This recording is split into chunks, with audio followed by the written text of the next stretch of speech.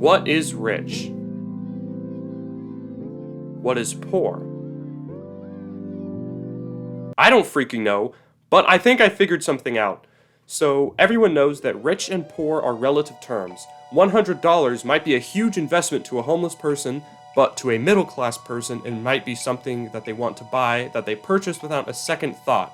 And a couple $100,000 house that's a major investment for a middle-class person would be an offhand investment for a millionaire.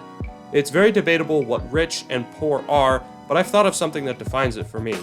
And it's based sort of off of my current situation.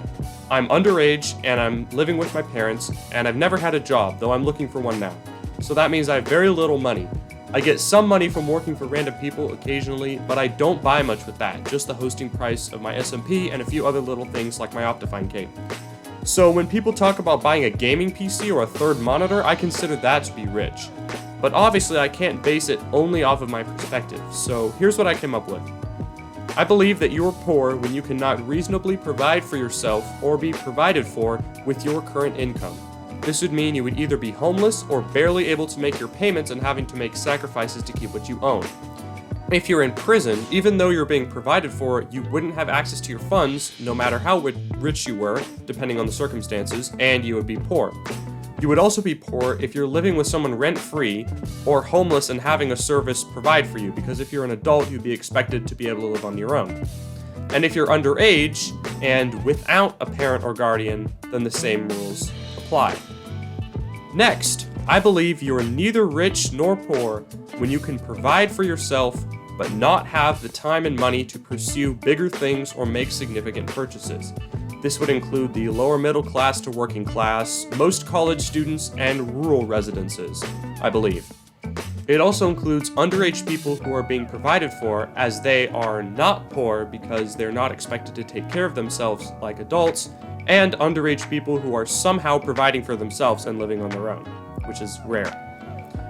And of course, people that live with other people and split the costs are also neither rich nor poor, because they obviously can't afford a house of their own, so they're probably not making significant purchases and they're probably living pretty minimally. Now, I believe that you're rich when you can not only provide for yourself and possibly your family, but you are also free to spend time with other areas of interests or make significant unnecessary purchases on things you want. So I would say if you work at a job 20 minutes away and you buy a new car because your only one broke down to the point of no return, that wouldn't be rich because you needed a car to hold your income together. But if you bought a car for your 16-year-old or a gaming PC for your child's birthday, you would be rich because you have enough to afford expensive things that you don't need left over from providing for your family. I would also say underage people that have inherited or earned enough income to make significant purchases are also rich, whether or not they remain rich after turning 18 and being expected to pay the bills. So yeah, it's a little complicated, but that's how I would quantify rich and poor. And I know what I define as rich is different than what society might define as rich, but honestly, if you're remodeling your house or buying a third car or buying the newest phone models that come out, you're pretty fortunate to be able to do that, and that amount of fortune makes you rich.